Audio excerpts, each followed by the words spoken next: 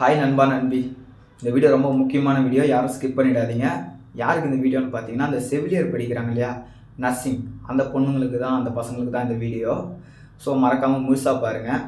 என்னன்னா, எல்லாருக்கும் தெரியும், இந்த டாக்டர் படிக்கிறாங்க இல்லையா, அவங்களுக்கு அடிமை வேலை செய்கிறதுக்காக தான் இந்த நர்ஸுங்களை கொண்டு வந்தாங்கன்றது எல்லாருக்கும் தெரியும். கோபம் வருதா? அப்படி தான் பண்ணிகிட்ருக்கீங்க. உங்களுக்கு அடிமை வேலை செய்கிறதுக்காக மட்டும்தான் இந்த பொம்பளை பிள்ளைங்களை கூட்டின்னு வந்து இந்த மாதிரி சித்திரவதை பண்ணுறீங்க. அதுங்களுக்கு புரிய மாட்டேங்குது, எது ஃபேமிலி எது ஜாப்ன்றது புரிய மாட்டேங்குது. அதுங்க சூஸ் பண்ணியிருக்கிற ஒரு ஃபீல்டு அந்த நர்சிங். அது இன்றைக்கி ஒர்க் அவுட் ஆகலைன்னா நாளைக்கு வேறு ஃபீல்டு அவங்க சூஸ் பண்ணிக்கலாம். அதுங்களை போட்டு பயங்கழுத்தி அந்த பசங்களுக்கு ஒரு வயிறு வலி, ஒரு உடம்பு சரியில்லைன்னா கூட ஒரு லீவ் எடுக்கிறதுக்கு பயம் வருது. ஐயோ மார்க்கு போட மாட்டாங்க, ஐயோ தூக்கிடுவாங்க, அந்த மாதிரி பயப்படுது. நிஜமாக பயப்படுதுங்க. என்னோடய ஃப்ரெண்டு ஒருத்தவங்க பேசுறதுனால தான் நான் இதெல்லாம் தெரிஞ்சுக்கிட்டேன். அந்தளவுக்கு கஷ்டப்படுத்துறீங்க. ராத்திரி வர வைக்கிறீங்க, பகலில் வர வைக்கிறீங்க.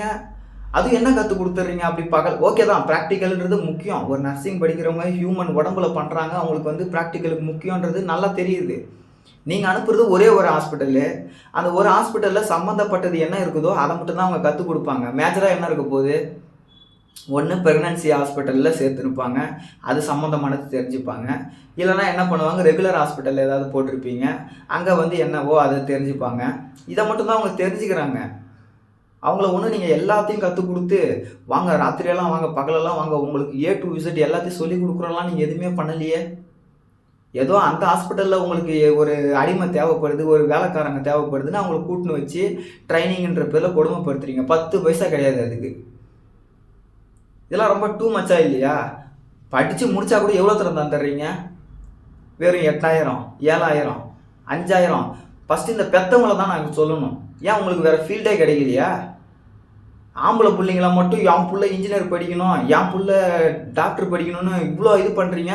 பொம்பளை பிள்ளைய படிக்க வைங்கயா. பொம்பளை பிள்ளைங்கள ஒரு டீச்சர் படிக்க வைங்க, மரியாதையாக இருக்கும். காலையில் 8 மணிக்கு 9 மணிக்கு வேலைக்கு போவோம், சாயங்காலம் 5 மணிக்கு 6 மணிக்கு வீட்டுக்கு ஓடிந்துடும். ஏன் டீச்சருக்கு படிக்க வைங்க.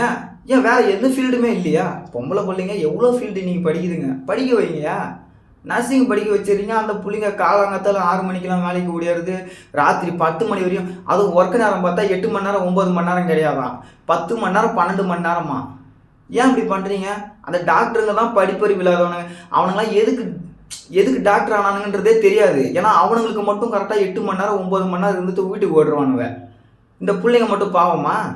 விடிய உட்கார வைக்கிறானுங்க அந்த ஹாஸ்பிட்டலில். டென்ஷன் ஆகுது. சரி ஓகே, கூல் டவுன். இது நான் பேசணும்னு நினச்சினே இருந்தேங்க. தயவு செய்து யாரையும் என் மேலே கோவப்படாதீங்க. எங்களுக்கெல்லாம் ஆம்பளை பசங்களுக்கெல்லாம் நர்ஸ் படிக்கிறவங்க மேலே ரொம்ப ஒரு பிரியம், ஒரு மரியாதை. கல்யாணம் பண்ணோம்னா, இந்த மாதிரி ஒரு பிள்ளைங்களை கல்யாணம் பண்ணோம்னா நமக்கு இந்த மாதிரி, ஏன்னா கடவுளுக்கு சமம் இல்லையா, அந்த மாதிரி ஒரு பிள்ளைங்களை கல்யாணம் பண்ணுறது எல்லாருமே சந்தோஷப்படுவோம். ஆனால் நீங்கள் என்ன பண்ணுறீங்க, ஃபேமிலியை கொலாப்ஸ் பண்ணிடுறீங்க. அந்த பிள்ளைங்களுக்கு தெரிய மாட்டேங்குது, எது ஃபேமிலி எது ஜாப்ன்றது தெரிய மாட்டேங்குது. ஓகே, இதான் சொல்லணும்னு நினச்சேன். இது வந்து ரொம்ப பெரிய வீடியோ. இதை பற்றி பேசணும்னு நினச்சா நீங்கள் பண்ணுற பாலிட்டிக்ஸை வந்து 10 மணி நேரம் பேசினாலும் பேச முடியாது. ஸோ நான் வந்து சிம்பிளாக ஒரு 4 நிமிஷம் 3 நிமிஷத்தில் சொல்லலான்னு பார்த்து தான் இவ்வளோ தூரம் சின்னதாக சொல்லியிருக்கேன். தயவு செய்து டாக்டருங்க வந்து கொஞ்சம் இறக்க குணத்தை காட்டுங்க. பாவம் அந்த பிள்ளைங்களுக்கு வாழ்க்கை இருக்குது, அந்த பிள்ளைங்களுக்குன்னு குடும்பம் இருக்குது. அதுங்களை மைண்ட் வாஷ் பண்ணி 24 மணி நேரமும் ஹாஸ்பிட்டல்லே கடை, அதுக்கு தான் உன்னை பெற்றாங்க அப்படின்றத காட்டாதீங்க. பசங்களா உங்களுக்கும் சொல்கிறேன், புரிஞ்சுக்கங்க, நல்லா புரிஞ்சுக்கங்க.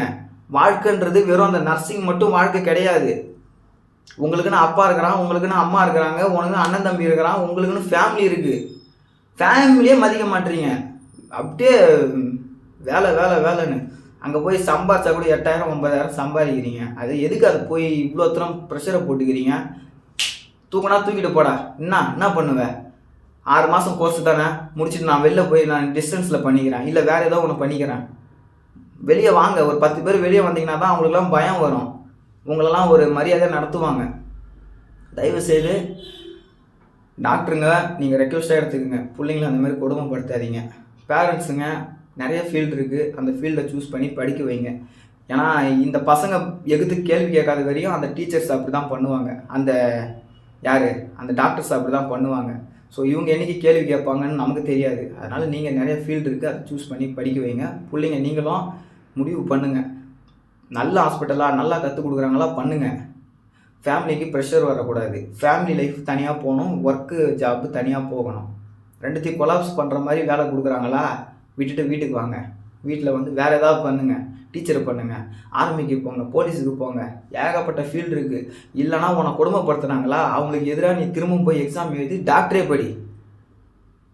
அதை விட்டுட்டு 10 மணி நேரம் 12 மணி நேரம் அருமையாக இருக்கணுன்றது அவசியம் இல்லை. இந்த வீடியோ வந்து எல்லா நர்ஸுங்களுக்கும் நான் டெடிகேட் பண்ணுறேன். உங்கள் மேலெலாம் தனி மரியாதை இருக்குதுமா. வாழ்க்கையை தொலைச்சிடாதீங்க. வாழ்க்கையும் முக்கியம், வேலையும் முக்கியம். ஓகேவா? நல்லா இருப்பீங்க, நீங்களாம் சந்தோஷமாக இருப்பீங்க. எங்களோட ஆசீர்வாதம் உங்களுக்கு இருக்கும். பாய்மா.